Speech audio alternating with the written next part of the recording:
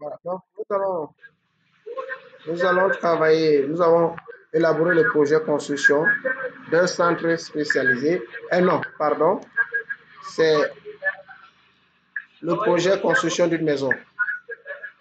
Donc, dans ce projet, nous allons ici donc parler de l'initialisation du projet après l'enregistrement. Donc, pour l'initialisation du projet, nous allons d'abord commencer par la date de démarrage. Pour cela, vous cliquez sur le menu projet, information sur le projet. Et on doit initialiser, je ne sais pas, vous voyez mon écran? Oui, oui, professeur, parfaitement. Ok, donc on va mettre la date de démarrage, par exemple, prévisionnelle, à la date du 20 octobre, par exemple.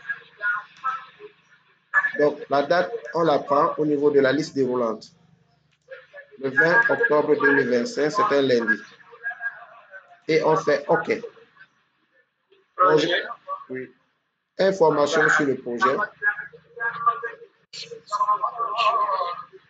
Alors, projet, je reprends. Information sur le projet. Date de début. À la liste déroulante, vous choisissez le 20 octobre, par exemple. On suppose que notre projet démarre le 20 octobre. Maintenant, pour votre attention, vous avez quelque part où c'est écrit date de fin. Alors, si, comme je vous ai dit, c'est l'une des deux dates. Si on voulait planifier à partir de la date de fin, alors là où c'est écrit prévision à partir de, on devait dérouler ce menu et activer date de fin. Comme cela, vous voyez que la date de début est bloquée et nous allons définir plutôt la date de fin, si nous connaissons cette date de fin.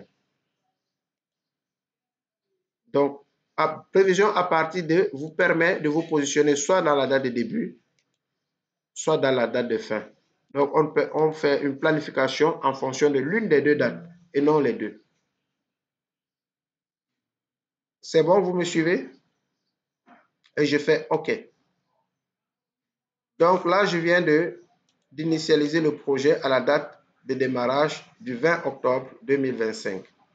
Ça, c'est la première étape de l'initialisation du projet. La deuxième étape, toujours dans l'initialisation du projet, nous allons définir les options du projet. Alors, pour les options du projet, il faut aller sur Fichier, Options et Échéancier. C'est pour définir les horaires. Donc, le projet démarre à, par exemple, ici, c'est 9h, 18h. Ça fait 7 heures. Heure par semaine, 7 fois 5, si c'est 5 jours, c'est 35. Jours par mois, 20. Donc, vous pouvez changer ces valeurs en fonction de votre projet. Affichage, c'est ce menu qui permet de choisir la devise. Par défaut, ici, c'est euro. Donc, vous pouvez choisir l'Afrique de l'Ouest, c'est XOF, c'est le CFA. Vous pouvez choisir l'euro. Vous pouvez choisir le dollar américain, c'est USD. Donc, si nous avons opté pour le ISOF, on prend ISOF.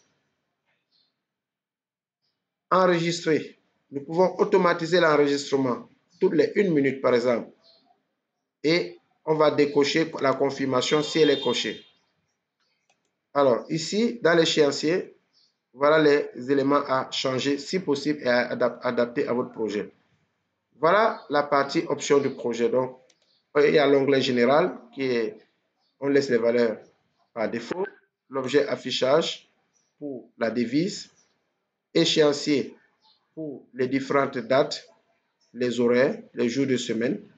Après avoir rempli tous ces éléments, vous faites OK. Toujours dans l'initialisation, fichier, information, c'est pour donner les informations sur le projet. C'est pour détailler les propriétés avancées. Donc, fichier, information, information sur le projet, propriétés avancées. Donc, ici aussi, construction home, c'est le titre, le sujet. Vous remplissez le sujet à la main, construction d'une maison.